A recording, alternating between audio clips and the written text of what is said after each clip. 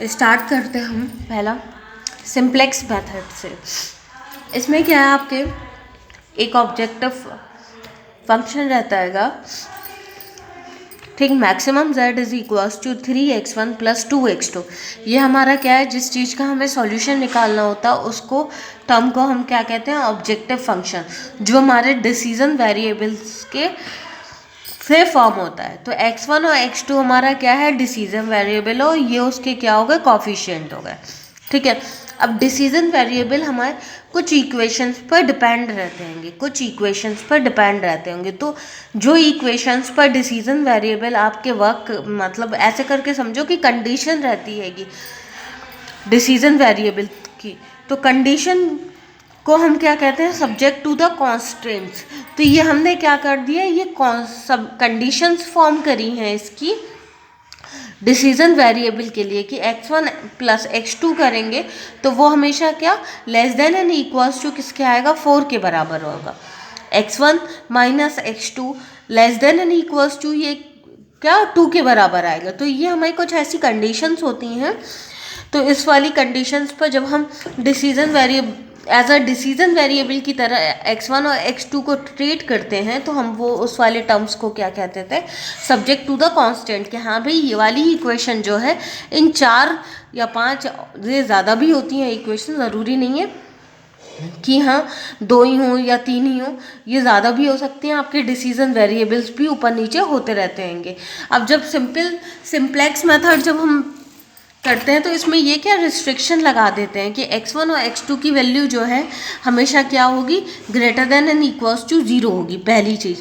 दूसरी चीज़ क्या, जब हम x1 और x2 को लेंगे तो वो पहली वैल्यू हमें क्या देगा, 4 के टर्म्स के लेस देन में देगा या हमें इक्वल्स टू में देगा। सिमिलरली ये ऐसे करके हमने कुछ कंडीशंस फॉर्म करी हैं रियल स्टेट्स को देख के। रियल मतलब ऐसे करके समझो, जो संभावनाएं होती है ना, उसको हम ऐसे करके जब रियल लाइफ में हमारी जो संभावनाएं रहती हैं या कंडीशंस रहती हैं, उनको हमने इसको एक्सप्रेस करा है बस।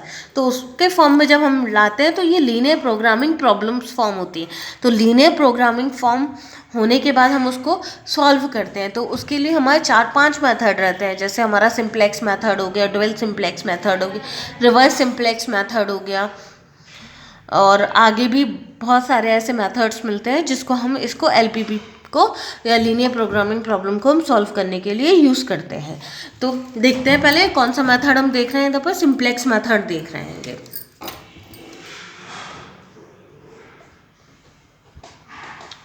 सिंप्लेक्स मेथड,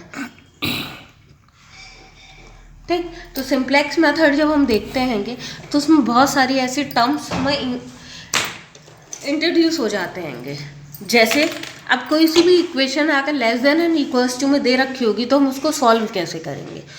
तो इन इक्वेशन को पहले हम काय में कन्वर्ट कर लेते हैं, जनरल इक्वेशन में कन्वर्ट कर लेते हैं। जहाँ पर less than and equals to होगा उस वाली इक्वेशन को हम इक्वल्स टू इक्वेशन में कन्वर्ट करने के लिए वहाँ पर हम कौन सा वेरिएबल अप्लाई करते हैं, स्लैग वेरिएबल। इनकेस अगर ये वाली इक्वेशन अगर हमारी ग्रेटर देन में है तो हमें कुछ क्वांटिटी हमें इधर पर और इंक्लूड करनी होगी, जिससे हमारी जो वैल्यू है वो हमारी कैसी हो जाए, बराबर में आ जाए। अभी क्या है, ये वाली वैल्यू हमारी ज़्यादा हैगी, ये वाली वैल्यू हमारी क्या है, कम हैगी।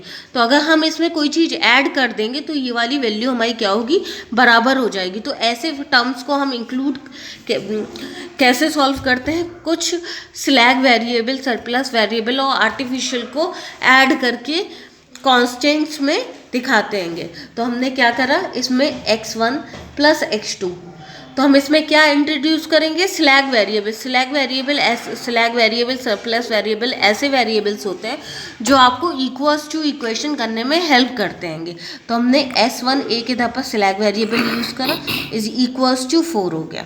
सिमिलरली सेकेंड इक्वेशन में x1 minus x2 plus s2 करा तो इक्वल्स टू ये कितना हो गया, 2 हो गया, ठीक। इन स्लैग वेरिएबल को जब हम टेबल के टर्म में डालते हैं तो ये हमारी यूनिट मैट्रिक्स के टर्म में फॉर्म होगी। जब हम ये स्लैग वेरिएबल को यूनिट मैट्रिक्स में फॉर्म करेंगे तो यही स्लैग वेरिएबल हमारी क्या शो करेगी टेबल में, मैट्रिक्स में हमारी यूनिट मैट्रिक्स शो करेगी। यूनिट मैट्रिक्स जो चीज़ शो करती है उस वाले वेरिएबल्स को हम क्या कहते हैं? बेसिक वेरिएबल्स कहते हैं। ये बेसिक वेरिएबल्स कहते हैं। तो हमने क्या करा, इसको इनिशियल बेसिक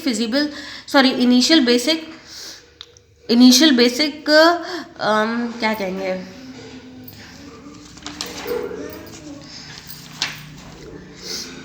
इस वाले टर्म को हम जब टेबल में फॉर्म करेंगे तो इस वाले टर्म को हम क्या कह देंगे? बेसिक वेरिएबल्स कह देंगे। Initial basic feasible solution obtain करने के लिए हमने क्या करा, x1 और x2 को क्या कर दिया? 0 के टर्म में कर दिया। तो हमें वहाँ से क्या मिल गया? s1 इज इक्वल्स टू 4 हो गया और s2 इज इक्वल्स टू क्या हो गया?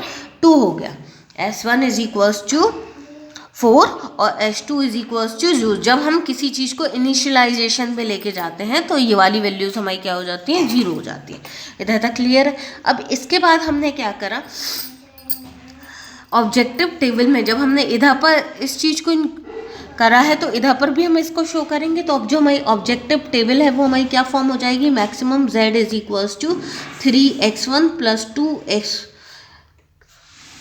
Plus 0s1 plus 0s2। इसमें देखो कोई भी चेंजेस हमने नहीं शो करे हैं। तो ये हमारी क्या हो गई? ऑब्जेक्टिव टेबल हो गई। अब दो ये हमारे ये होगा। अब हम टेबल पर आते हैं कि मेन टेबल हम फॉर्म कैसे करते हैं। तो हमारा पहला कॉलम जो रहता है वो बेसिक वेरिएबल का रहता है, ठीक। दूसरा कॉलम हमारा क्या रहता है?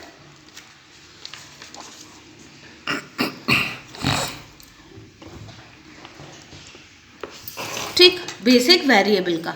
दूसरा कॉलम हमारा क्या रहता है? CB का, coefficient of the basic variable in the objective function.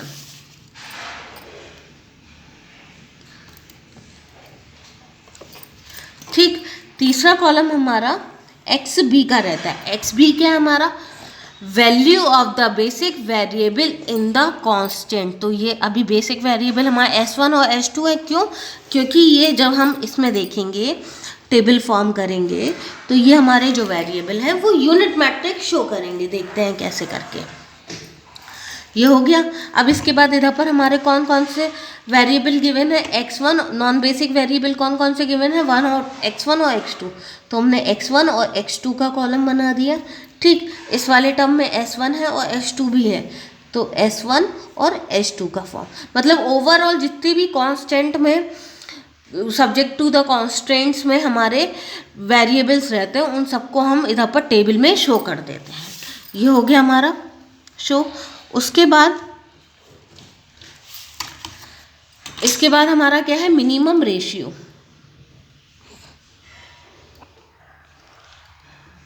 Minimum ratio का जो टर्म है वो अब मैं थोड़ा सा रुक के बताऊंगी। इतना हो गया। CJ हम क्या लिखते हैं? ऊपर की तरफ को लिखते हैं।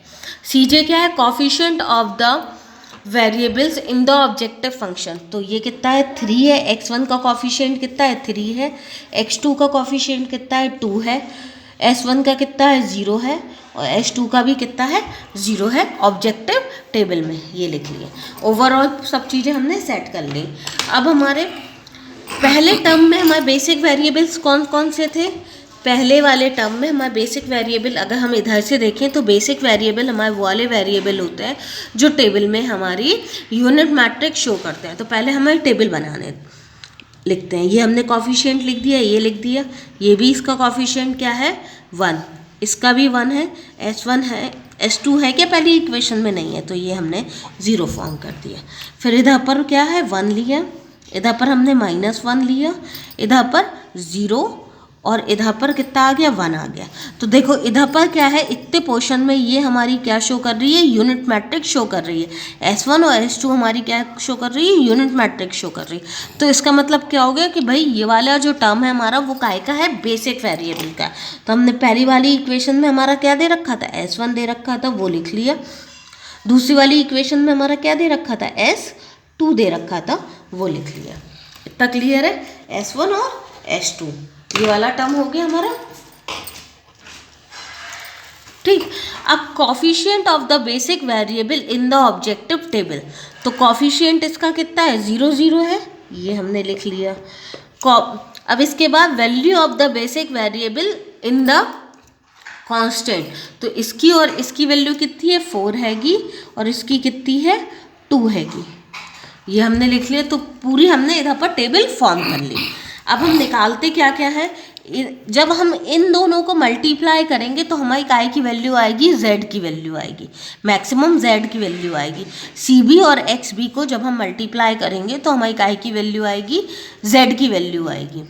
इसके बाद जब हम cb और x1 x2 x3 इन सबको मल्टीप्लाई करते चले जाएंगे तो हमारी काय की वैल्यू आएगी, डेल की वैल्यू आएगी। डेल हमारा क्या करता है, ऑप्टिमलिटी शो करता है। डेल हमारा क्या करता है, ऑप्टिमलिटी शो करता है। कैसे करके, z की वैल्यू कितनी हो गई, cb इंटू xb। तो इधर पर कितना 0 इंटू 4 प्लस 0 इंटू 2, तो ये हमारी अभी कितनी निकली वैल्यू, 0 निकली। ठीक, इधर तक आ गया। अब इधर पर हम डेल की वैल्यू निकालेंगे, इधर पर हम काय की वैल्यू निकालेंगे, डेल की वैल्यू निकालेंगे। तो जब हम डेल की वैल्यू निकालेंगे, जब हम डेल की वैल्यू निकालते हैं तो डेल का क्या फॉर्मूला होता है, del j is equals to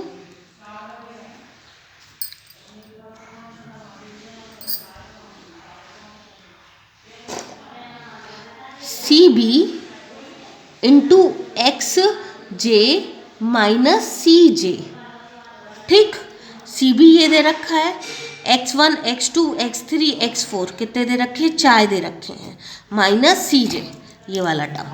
तो 0 इंटू 1, 0 इंटू 1 माइनस सी जे, तो ये कितना आ गया, माइनस का 3। ऐसे करके देख लो, 0,0 1,1 माइनस सी जे की वैल्यू कितनी दे रखी है, 3। तो 0 इसके साथ मल्टीप्लाई होगा, फिर एडिशन का साइन, फिर ये वाला इसके साथ मल्टीप्लाई होगा, इतना आ गया। सिमिलरली ये वाला भी हमने करा, तो ये वाला कितना आ गया, -2। फिर करेंगे तो 0 और 0। इधर तक क्लियर है। अब हम क्या लेते हैं, और जो डेल जे मोस्ट नेगेटिव होता है, डेल जे मोस्ट नेगेटिव होता है। अगर डेल की वैल्यू पूरी पॉजिटिव आ जाती है तो वहाँ पर हमारे टेबल फॉर्म होना बंद हो जाती है, वही हमारा क्या हो जाता है, फाइनल सॉल्यूशन हो जाता है। पर लेकिन इधर पर नेगेटिव हमारा फॉर्म हो रहा है। तो हमने क्या करा, जो मोस्ट नेगेटिव होता है उसको हमने क्या कर लिया, एंटरिंग वेरिएबल में डाल लिया। जो डेल से हमें मिलेगा वो हमारा क्या मिलेगा, एंटरिंग वेरिएबल मिलेगा। जो मिनिमम रेशियो से हमारा फॉर्म होगा वो हमारा क्या होगा, आउटगोइंग वेरिएबल होगा। जो हमारा मिनिमम रेशियो से फॉर्म होगा। मिनिमम रेशियो हम कैसे निकालते हैं, जो चीज़ हमारी इधर पर हैगी, जो चीज़ हमारी सिलेक्ट हुई है, XB अपॉन XK, हमने एक्स के क्या ले लिया, जो नेगेटिव है, लिख लो X K is most negative of del J. Del J में जो मोस्ट नेगेटिव होगा वो हमारा काय का टर्म होगा, एक्स के का। ये हो गया। तो 4 डिवाइड बाय 1, 2 डिवाइड बाय 1। ठीक, इधर तक आ गया। तो दोनों में मिनिमम रेशियो है। मिनिमम रेशियो का मतलब क्या, जो दोनों में सबसे लीस्ट होगा वो वाला हमारा क्या हो जाएगा, आउटगोइंग वेरिएबल। तो ये हमारा क्या हो गया, आउटगोइंग वेरिएबल। S2 हमारा आउटगोइंग वेरिएबल हो गया और X1 हमारा क्या हो गया, इनकमिंग वेरिएबल हो गया।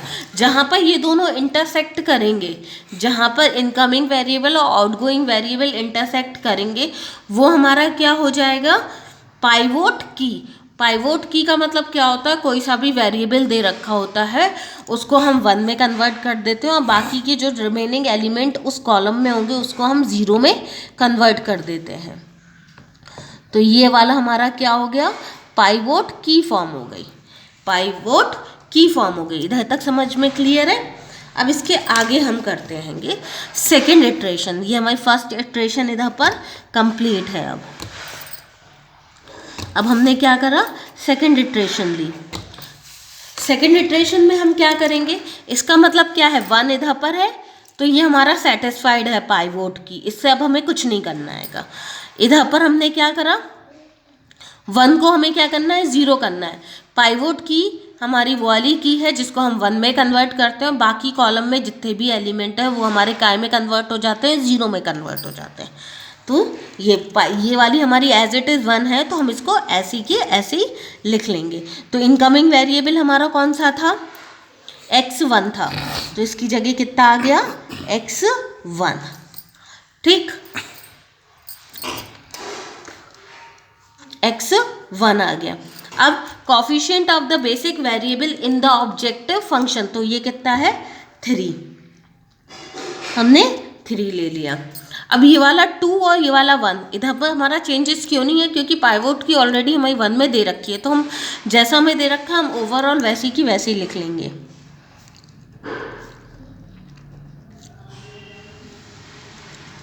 इधर तक क्लियर है। अब जो आपका अदर एलिमेंट है, अदर एलिमेंट कौन सा है आपका, S1, तो उसको हमने ऐसी की ऐसे ही लिख लिया। अभी सिर्फ आउट गोइंग वेरिएबल कौन सा हुआ, S2 हुआ है। S2 आपका क्या हो गया, आउट गोइंग वेरिएबल हो गया। इधर पर ऐसा करके मार्क लगा दो। ठीक, अभी हमें क्या करना है, इस वाले को अब 0 करना है। ये हमारी पाइवोट की फॉर्म हुई थी, इसको हमें क्या करना है, 0 करना है। तो सिंपली हम क्या करते हैं, x b से लेते हैं, पूरे एलिमेंट को इधर पर माइनस कर देंगे। क्यों कर देंगे, क्योंकि इसको हमें 0 में फॉर्म करना है। इसमें तो हमें कोई रिक्वायरमेंट है ही नहीं कि हाँ, जैसे हम एलिमेंट्री रो ट्रांसफॉर्मेशन अगर ध्यान होगा तो हम उसमें क्या करते थे, माइनस करते थे उसको यूनिट मैट्रिक्स में कन्वर्ट करने के लिए। तो वही चीज़ हैगी, इसको हमें 1 हो गया हमारा कन्वर्ट। अब इसको हमें 0 में कन्वर्ट करना है, तो हम क्या करेंगे, ऊपर वाले एलिमेंट को क्या कर देंगे, माइनस कर देंगे।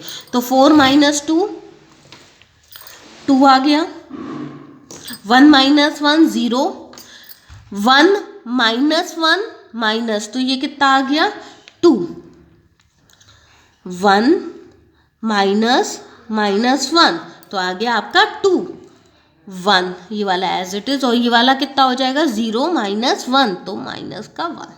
ठीक, तो देखो जो हमारा ड्रॉप हुआ है वो आपका नॉन यूनिट मैट्रिक्स में चला गया, और जो इधर पर x1 हमने लिया है वो हमारा काय में कन्वर्ट हो गया,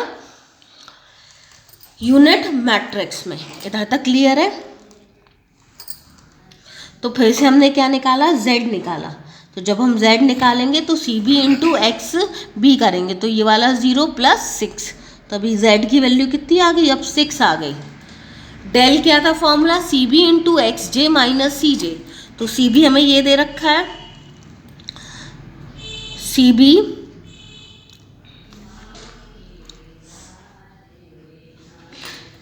(3 × 1 - 3 0, -3 - 2 कितना आ गया, -5, फिर 0 का 0 हो गया, 3, तो ये कितना हो गया, 3 - this।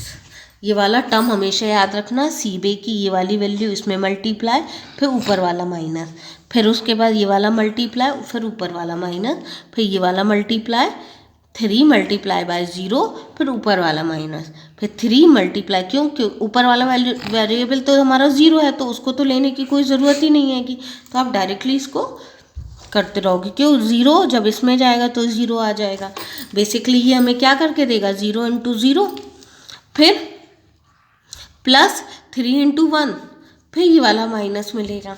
ऐसे करके करते रहना आएगा। इधर तक क्लियर।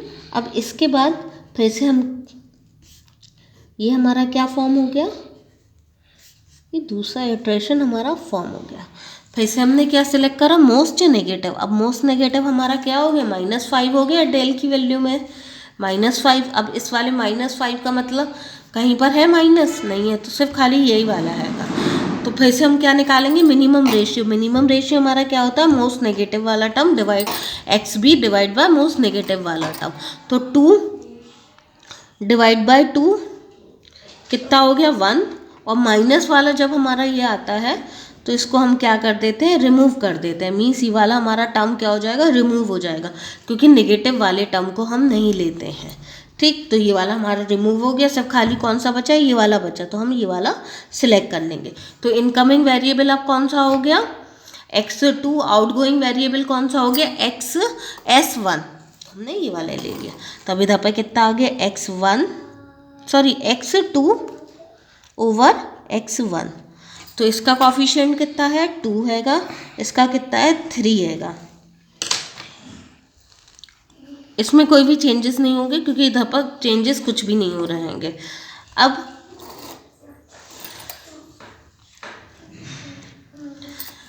अब ये वाला टर्म देखो, पाइवोट की हमारी कहाँ पर फॉर्म हुई थी, इधर पर फॉर्म हुई थी पाइवोट की हमारी इधर पर फॉर्म हुई थी, दोनों को इंटरसेक्शन की। तो हम क्या करेंगे, इस 2 को 1 में कन्वर्ट करेंगे। तो 2 को 1 में कन्वर्ट करने के लिए हमने पूरी इक्वेशन को 2 से डिवाइड कर दिया, तो ये हमारा कितना हो गया 1 हो गया फॉर्म, ये वाला 0 हो गया, ये भी हमारा 1 हो गया फॉर्म, ये वाला हमारा 1/2 हो गया, 1/2 हो गया, और ये माइनस का 1/2 हो गया। इतना क्लियर है, माइनस का 1/2 हो गया। जो पाइवोट की है उसको हम क्या करते हैं 1 में कन्वर्ट कर देते हैं, और जो उसके बाकी के एलिमेंट होंगे वो क्या हो जाएंगे 0 में, हम उन्हें कन्वर्ट कर देंगे। अब ये वाले एलिमेंट को हमें काय में कन्वर्ट करना है, 0 में कन्वर्ट करना है। तो 0 में कन्वर्ट करने के लिए हम इसको क्या करेंगे, सिंपली जो न्यूरो फॉर्म हुई है उसको हम क्या कर देंगे, ऐड कर देंगे। तो हमने क्या करा, उसको एक बार ऐड कर दिया, तो इस वाले को हटा के अब इन दोनों को हमने क्या करा, ऐड कर दिया। तो ये कितना हो गया 3 हो गया, ये कितना हो गया 1 हो गया, ये वाला हमारा 0 हो गया, ये वाला जब हम ऐड करेंगे तो 2 हो जाएगा, 1 माइनस 1/2, तो ये भी कितना हो गया 1/2 हो गया। ठीक, ये वाला आ गया इतना, ये हमारा फॉर्म हो गया। अब ये कितना 9 2 इंटू, इसको जब हम सॉल्व करेंगे तो ये कितना देगा हमारा 2 3 3, तो 3 2 6 प्लस 3 इंटू 3 9, तो ये कितना हो गया, एक मिनट मैंने गलत लिख दिया, 3 2 और 1 है ना इधर पर,